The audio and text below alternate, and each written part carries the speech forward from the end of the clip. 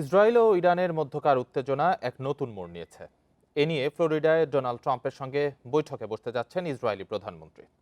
Trump যখন মধ্যপ্রাচ্যে যুদ্ধ থামিয়ে স্থিতিশীলতা ফেরাতে মরিয়া, তখন ইরানের ক্ষেপণাস্ত্র কর্মসূচিকে কেন্দ্র করে নতুন সামরিক সংঘাতের জাল বুনছেন নেতানিয়াহু। ফ্লোরিডার মার আলাগো রিসোর্টে আবারও মুখোমুখি হতে যাচ্ছেন দুই মিত্র ডোনাল্ড ট্রাম্প ও বেনিয়ামিন নেতানিয়াহু।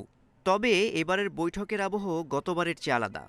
আল জাজিরা বলছে, গত জুনে ইরানের পারমাণবিক স্থাপনায় মার্কিন হামলার পর নেতানিয়াহু এবার তেহরানের ক্ষেপণাস্ত্র কর্মসূচি ধ্বংসের জন্য ট্রাম্পের উপর চাপ সৃষ্টি করবেন। গত ৩০ বছর ধরে ইরানকে বিশ্বের ১ নম্বর হুমকি হিসেবে দেখছে ইসরায়েল। তবে গত জুনে ট্রাম্প ইরানের পারমাণবিক সক্ষমতা পুরোপুরি ধ্বংসের দাবি করার পর বিপাকে পড়ে তেল আবিব। বিশ্লেষকদের মতে, পারমাণবিক ইস্যু হাতছাড়া হওয়ায় এখন ক্ষেপণাস্ত্র কর্মসূচিকে যুদ্ধ শুরুর নতুন অজুহাত হিসেবে বেছে নিয়েছে ইসরায়েল।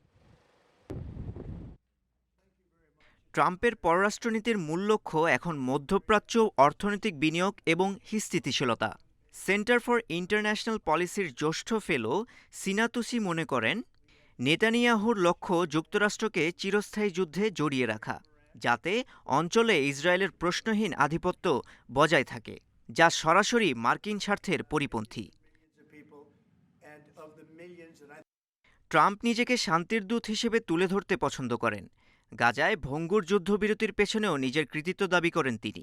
সম্প্রতি প্রকাশিত মার্কিন জাতীয় নিরাপত্তা কৌশলপত্রেও বলা হয়েছে, মধ্যপ্রাচ্য এখন আর ওয়াশিংটনের শীর্ষ সামগ্রিক অগ্রাধিকার নয়। ট্রাম্পের ধারণা, তিনি পারমাণবিক সমস্যার সমাধান করেছেন, তাই ইসরায়েলিরা এখন লক্ষ্যপথ বদলে ক্ষেপণাস্ত্রের দিকে মনোযোগ দিচ্ছে। তারা চায় এই সংঘাতকে একটি অন্তহীন যুদ্ধে রূপান্তরিত করতে, যাতে যুক্তরাষ্ট্র বাধ্য হয়ে এতে অংশ নেয়। তেহরান বরাবরই নিজেদের কর্মসূচিকে শান্তিপূর্ণ বলে দাবি করে আসছে। বিশ্লেষকরা বলছেন, নেতানিয়াহুর যুদ্ধংদেহী মনোভাব এবং ট্রাম্পের আমেরিকা ফার্স্ট নীতির এই সংঘাত শেষ পর্যন্ত কোন দিকে মোড় নেয় তার উপরেই নির্ভর করছে আগামী বছর মধ্যপ্রাচ্যের ভবিষ্যৎ কী হবে।